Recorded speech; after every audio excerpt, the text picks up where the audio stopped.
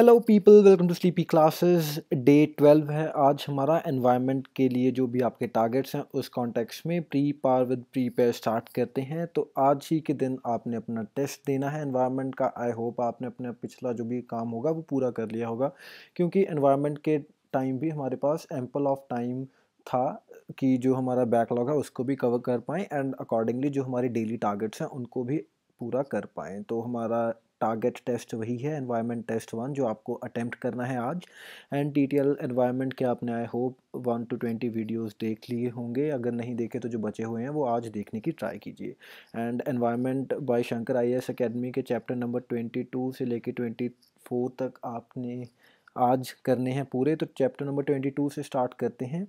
इस चैप्टर में various acts and policies के रिगार्डिंग दिया हुआ है, तो उनकी जो भी प्रोविजंस हैं। तो पहला हमारे पास है वाइल्ड लाइफ प्रोटेक्शन एक्ट 1972। तो इसके अंडर जो भी इम्पॉर्टेंट बॉडीज़ अथॉरिटीज़ बनी होंगी तो उनका आपने एक टैब रखना है कि कौन कौन सी बॉडीज़ हैं जो बनी हैं इस एक्ट के अंडर।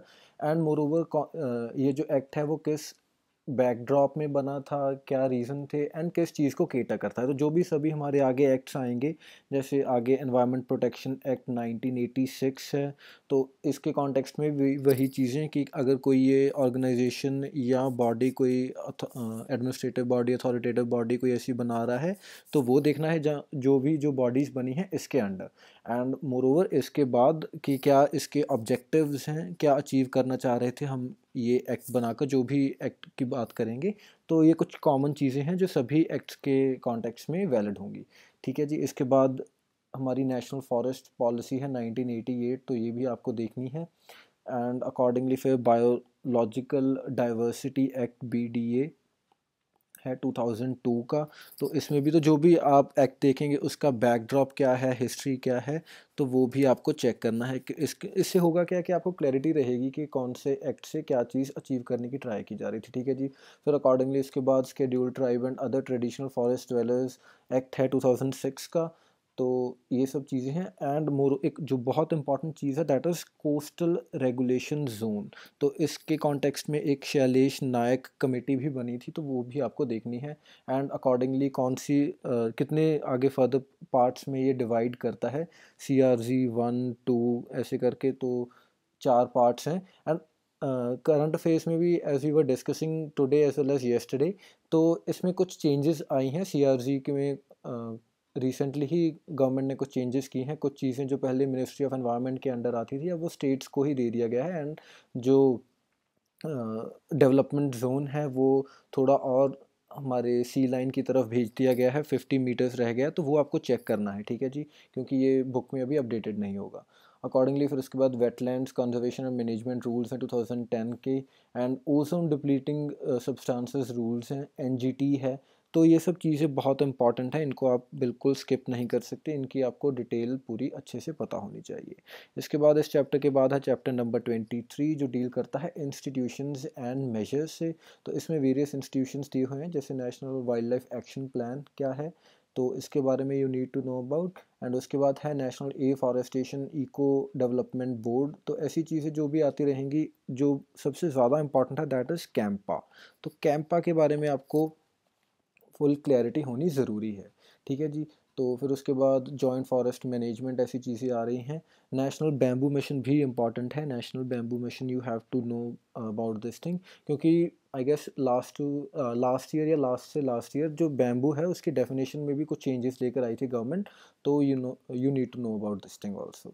इसके बाद है कॉम्प्रहेंसिव एनवायरनमेंट पोल्यूशन इंडेक्स, तो CEPI, इसके बारे में you need to know in detail. ठीक है जी। सॉरी।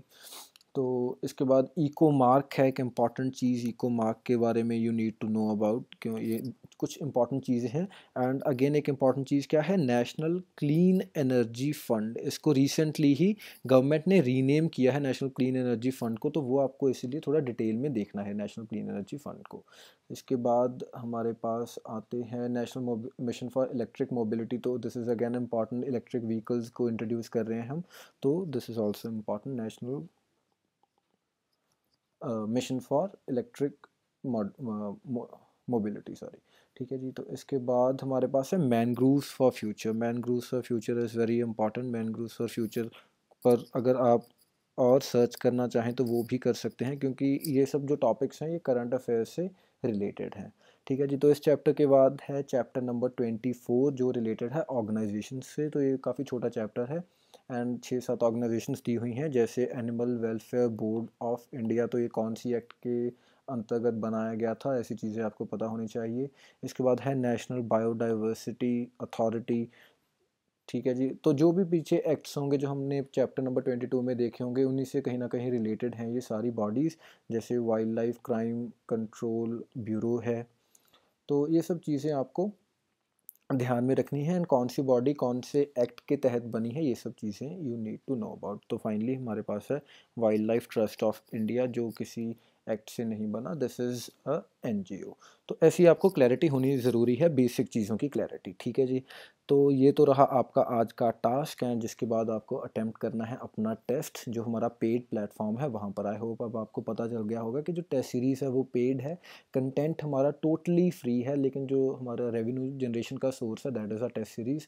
तो इसीलिए टेस्ट को पेड रखा गया है, ताकि अगर आप स्किप भी करना चाहें तो यू कैन, आपका लॉस ना हो कंटेंट वाइज, लेकिन कंटेंट को कंसोलिडेट तो टेस्ट के थ्रू ही किया जा सकता है। तो that is why we want कि आप जो टेस्ट सीरीज़ है उसको भी सब्सक्राइब करें।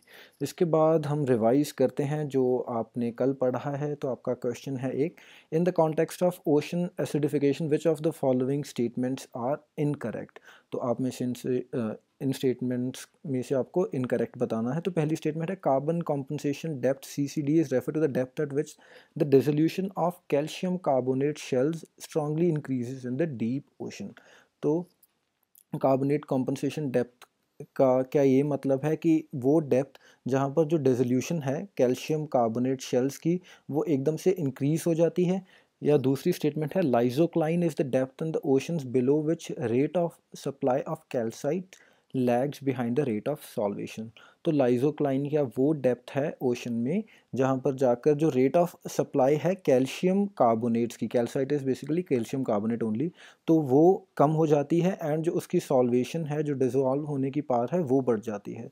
तो आप में ध्यान देना है आपको इनकरेक्ट पे, इनमें से इनकरेक्ट बताना है। So you can pause and the correct answer is C. दोनों ही स्टेटमेंट्स गलत हैं।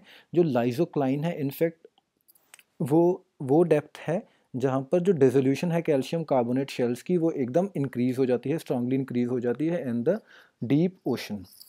एंड जो कार्बोनेट कॉम्पनसेशन डेप्थ है वो है कि जहाँ पर रेट ऑफ सप्लाई है कैल्शियम, जो कैल्शियम कार्बोनेट है कैल्साइट है, वो कम हो जाता है, एंड जो सॉल्वेशन का रेट है वो बढ़ जाता है। ठीक है जी, तो ये ओशन एसिडिफिकेशन वाले टॉपिक के अंडर दी हुई है काफ़ी क्लियरली विविडली। तो इसलिए आपको जो अपनी इंक्विजिटिवनेस है वो बढ़ाए रखनी है। जो भी आपको टर्म समझ नहीं आ रही बुक से उसको ट्राई कीजिए गूगल करने का। ठीक है जी, so thank you for watching. कल स्टार्ट करेंगे एक नया component. So and all the best for the test. Thank you for watching, bye bye.